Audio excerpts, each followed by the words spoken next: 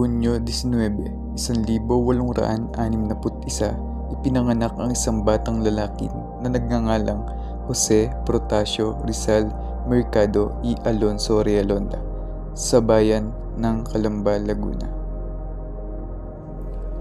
Bata pa lamang ay nakitaan na ng angking talino si Rizal.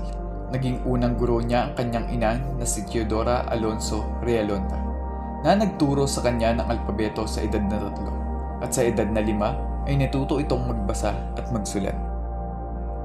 Ang pagbitay sa Gumbursa noong 1872 ay may malalim at personal na epekto kay Jose Rizal na noon ay 11 taong gulang pa lamang. Ang kamatayan ng Gumbursa ay nagbukas ng isipan ni Rizal sa kalupitan ng mga Kastila at ang kawalang hustisya laban sa mga Pilipino. Simula noon, namulat siya sa pangangailangang ipaglaban ang karapatan ng kanyang mga kababayan at dito na nagsimula ang pagsulat niya ng El Filibusterismo. Ang unang naging inspirasyon ni Rizal sa larangan ng pag-ibig ay si Segunda Katigbak, isang dalagang taga-Lipa, Batangas. Pagkatapos nito, nagkaroon siya ng iba pang mga minamahal, tulad nina Leonor Rivera at Josephine Bracken.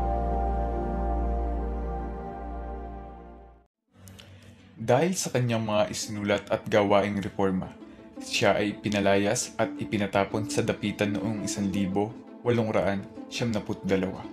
kung saan nagtayo siya ng paaralan, ospital, at nagturo sa mga kabataan. Noong 1876, kasabay ng pagsiklab ng himagsikang Pilipino, siya ay dinakip at ibinilanggo sa Fort Santiago. Kahit wala siyang direktang partisipasyon sa revolusyon, isinangkot siya ng mga otoridad dahil siya ang naging inspirasyon ng mga revolusyonaryo.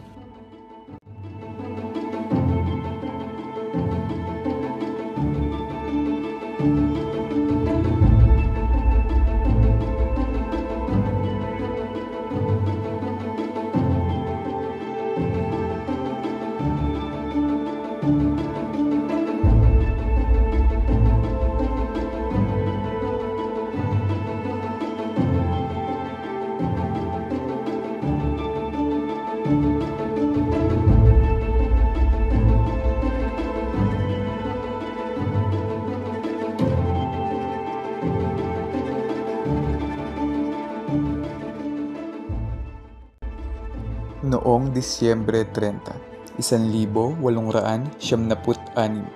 si Rizal ay binitay sa Bagong Bayan.